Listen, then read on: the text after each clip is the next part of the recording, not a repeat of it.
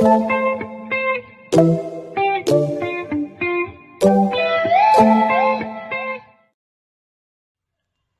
Scholars, आप सभी का हिंदी कक्षा में स्वागत है। क्रिया पढ़ने के बाद आज हम काल पढ़ेंगे। काल मतलब टेंस, समय। क्रिया का समय बताने वाले शब्दों को हम काल कहते हैं। तो चलिए शुरू करते हैं।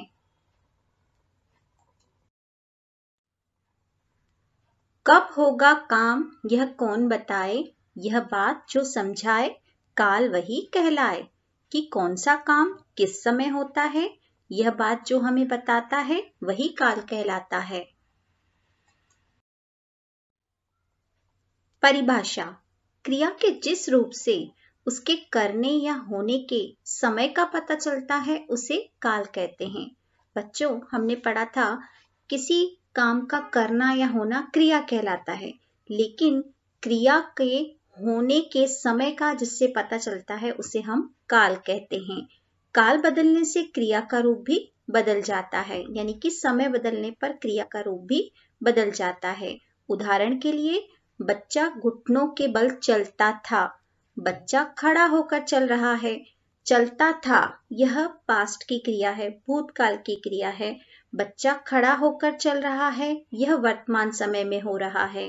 तो काल बदलने से क्रिया का रूप भी बदल जाता है। काल के भेद यानी कि काल के प्रकार। काल 3 प्रकार के होते हैं: भूतकाल, वर्तमान काल और भविष्यत काल। भूतकाल की क्रियाओं में अंत में हमें देखने को मिलता है था, हो गया, चुका। और वर्तमान काल में है, हो रहा है, करता है। भविष्यत काल में होगा, रहेगा, करेगा। तो ऐसे शब्दों को देखकर हम काल को पहचान सकते हैं। उदाहरण: भूतकाल, मैं कल बाजार गया था। वर्तमान काल में मैं बाजार जा रहा हूँ। भविष्यत काल में क्या बनेगा? मैं बाजार जाऊंगा। गया था, जा रहा हूँ, जाऊंगा। यह क्रिया के रूप में परिवर्तन हुआ है समय बदलने के साथ। भूतकाल में गया था, वर्तमान काल में जा रहा हूँ और भविष्यत काल में जाऊंगा। वैसे तो बच्चों, आप भूतकाल, वर्तमान काल और भविष्यत काल के बारे में पिछली कक्षाओं में पढ़ चुके हैं। इस बार आप इन्हें विस्तार से पढ़ेंगे, यानी कि भूतकाल, वर्तमान काल और भविष्यत काल के भी प्रकार पढ़ेंगे। पहले भूतकाल की परिभाषा देखते हैं। क्रिया के जिस रूप से कार्य के बीते हुए समय में होने का पता चलता है उसे भूतकाल कहते हैं। बीते हुए समय का जिससे पता चले उसे हम भूतकाल कहते हैं। पास्ट टेंस, जैसे वह खाना खा चुका था। भारतीय क्रिकेट टीम ने विश्व कप जीता था। चुका था, जीता था। इन क्रियाओं से हमें पता चल रहा है कि कार्य भूतकाल में हुआ था, बीते हुए समय में हुआ था। भूतकाल के 6 भेद होते हैं, उसके 6 प्रकार होते हैं। पहला है सामान्य भूत, जिसमें यह तो पता चलता है कि कार्य भूतकाल में हुआ था, लेकिन कार्य के समाप्त होने का पता नहीं चलता। जैसे मैं कल मम्मी पापा के साथ फिल्म देखने गया था। इसमें बीते हुए समय का पता चल रहा है, पर यह नहीं पता चलता कि काम कब समाप्त हुआ था। अगला है आसन्न भूत। आसन्न भूत में जो काम भूतकाल में प्रारंभ हुआ था और वह वर्तमान से कुछ समय पहले ही समाप्त हो गया है। तो इस प्रकार आसन्न भूत भूत और वर्तमान दोनों से संबंधित रहता है। कुछ लोग इसे पूर्ण वर्तमान काल भी कहते हैं। उदाहरण के लिए, उसने परीक्षा पास की है। तो कार्य भूतकाल में शुरू हुआ था और वर्तमान में कुछ समय पहले ही वह समाप्त हो गया है। उसने परीक्षा पास की है, मैंने उसे देखा है, वह जा चुका है। अगला है पूर्णभूत। पूर्णभूत मतलब ऐसा वाक्य जिसमें काम बहुत पहले समाप्त हो चुका हो, निकट भूतकाल में नहीं, बहुत पहले ही समाप्त हो गया हो, वर्तमान से उस क्रिया का कोई संबंध नहीं रहता। जैसे महात्मा गांधी ने कहा था, एलिजाबेथ भारत आई थी। 1947 तक अंग्रेज भारत को लूट चुके थे। तो ऐसी क्रियाओं का संबंध वर्तमान से बिल्कुल नहीं रहता। उन वाक्यों को पूर्णभूत वाक्य कहते हैं। अगला है अपूर्णभूत। जैसा कि नाम से स्पष्ट है कि वह कार्य भूतकाल में शुरू तो हो चुका है लेकिन वह पूर्ण नहीं हुआ है, वह कार्य पूर्ण नहीं हुआ है, इसीलिए इसे अपूर्णभूत भी कहते हैं। जैसे रागिनी खेल रही थी, बच्चा रोए जा रहा था, तो रहा था, रही थी, यह इसकी पहचान भी है अपूर्णभूत। अगला है संदिग्ध भूतकाल। संदिग्ध मतलब जिसमें कोई शंका हो, संदेह हो। भूतकाल की जिस क्रिया के होने पर कुछ संदेह होता है उसे संदिग्ध भूतकाल कहते हैं। जैसे उसने खाना खा लिया होगा, मतलब कोई फिक्स नहीं है, कि पता नहीं है, संदेह है उस क्रिया पर, उसने खाना खा लिया होगा। मित्रों ने घूमने की तैयारी कर ली होगी। तो ऐसे वाक्यों की क्रियाओं को हम संदिग्ध भूतकाल कहते हैं। अगला है हेतु हेतु मदभूत।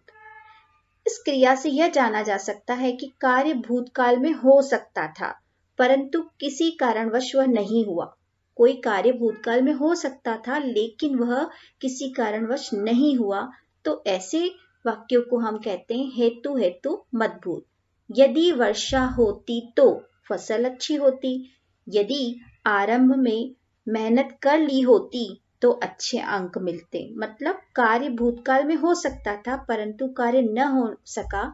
तो ऐसे वाक्यों को हम हेतु हेतु मदभूत से जानते हैं। वर्तमान काल, प्रेजेंट टेंस। क्रिया के जिस रूप से कार्य के वर्तमान समय में होने का पता चलता है उसे वर्तमान काल कहते हैं कि कौन सा कार्य वर्तमान समय में हो रहा है।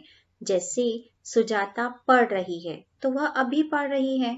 अरुण खा रहा है तो पढ़ रही है, खा रहा है। ऐसी क्रिया जिसके वर्तमान समय में होने का पता चल रहा है उसे वर्तमान काल कहते हैं। वर्तमान काल के 3 भेद होते हैं, सामान्य वर्तमान, संदिग्ध वर्तमान और अपूर्ण वर्तमान। सामान्य वर्तमान, इससे यह पता चलता है कि काम वर्तमान समय में होता है। जैसे छात्रावास में छात्र मिलकर पढ़ते हैं। छात्रावास मतलब हॉस्टल। तो ऐसे वाक्यों की रचना किस प्रकार होती है कि जो मूल धातु होती है उसमें ता है, ती है, ते है लगता है। तो आप पहचान सकते हैं कि यह किस प्रकार का वाक्य है। पढ़ते हैं, पढ़ता है, पढ़ती है, इस तरह से। अगला है संदिग्ध वर्तमान। संदिग्ध वर्तमान क्रिया के जिस रूप द्वारा काम के वर्तमान समय में होने पर कुछ संदेह होता है, कुछ शंका होती है, तो उसे संदिग्ध वर्तमान कहते हैं। जैसे गाड़ी स्टेशन पर पहुंचती होगी। इन वाक्यों की रचना में होगा, होगी होता है।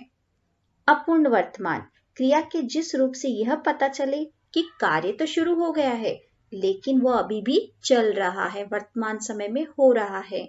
तो उदाहरण के लिए वर्षा हो रही है, मतलब वर्षा होना शुरू हो चुकी है लेकिन अभी भी कार्य जारी है।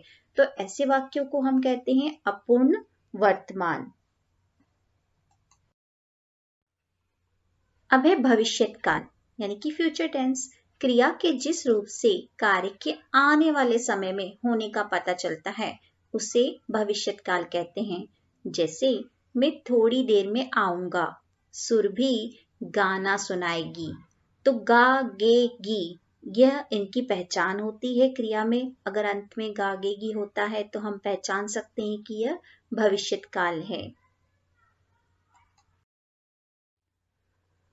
भविष्यत काल के 4 भेद होते हैं। पहला है सामान्य भविष्यत, अपूर्ण भविष्यत, संभाव्य भविष्यत और पूर्ण भविष्यत।